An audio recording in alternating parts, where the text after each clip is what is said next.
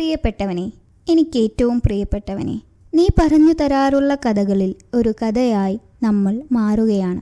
ഒരു പക്ഷേ നാളെ ആർക്കെങ്കിലും പറഞ്ഞു കൊടുത്താൽ അവർ വിശ്വസിക്കാത്ത കഥ. ഇനി ഒരിക്കലും ഒരു ഋതു പിറക്കില്ലിതുപോലെ നാം പരസ്പരം തൊട്ട മാത്രയിൽ പൂത്തുലഞ്ഞ പ്രപഞ്ചമെന്ന പോൽ. വളരെ ലളിതമായി പ്രണയത്തെക്കുറിച്ചും രതിയെക്കുറിച്ചും മനോഹരമായി ആവിഷ്കരിച്ച മനോഹര സൃഷ്ടിയാണ് പ്രേമനഗരം. പേരിൽ നിന്ന് വ്യക്തമാവുന്നത് പോലെ പ്രണയം കൊണ്ടെഴുതിയ പുസ്തകം. പ്രണയത്തെക്കുറിച്ച് പറയാത്ത കഥകൾ മലയാള സാഹിത്യത്തിൽ വളരെ ചുരുക്കമാണല്ലോ. എന്നാൽ ഇവിടെ വ്യത്യസ്തമായി നിരുപാധിക സ്നേഹത്തെയാണ് വിവരിച്ചിരിക്കുന്നത്.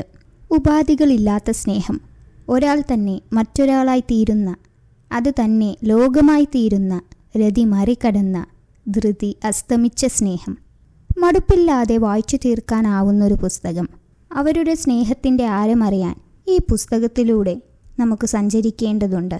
പ്രേമവും രതിയും ദർശനവും ആത്മബോധവുമെല്ലാം ഇഴചേർന്ന നോവലാണ് പ്രേമനഗരം. സ്ത്രീ പുരുഷ ബന്ധത്തിൻ്റെ ആഴവും പരപ്പും ആവോളം ആവിഷ്കരിക്കുന്നു. ഒരു ഭാഗത്ത് പുരോഗമനവും മറുഭാഗത്ത് അന്ധവിശ്വാസവും തമ്മിൽ കെട്ടുപിരിഞ്ഞു കിടക്കുന്ന കേരളത്തിൻ്റെ ദ്വാദമുഖത്തെ നോവൽ വെളിപ്പെടുത്തുന്നുണ്ട്. വായനാരസത്തിൻ്റെ മുകുളങ്ങളാൽ ഒറ്റയിരിപ്പിൽ വായിക്കാവുന്ന മനോഹരമായ പുസ്തകം.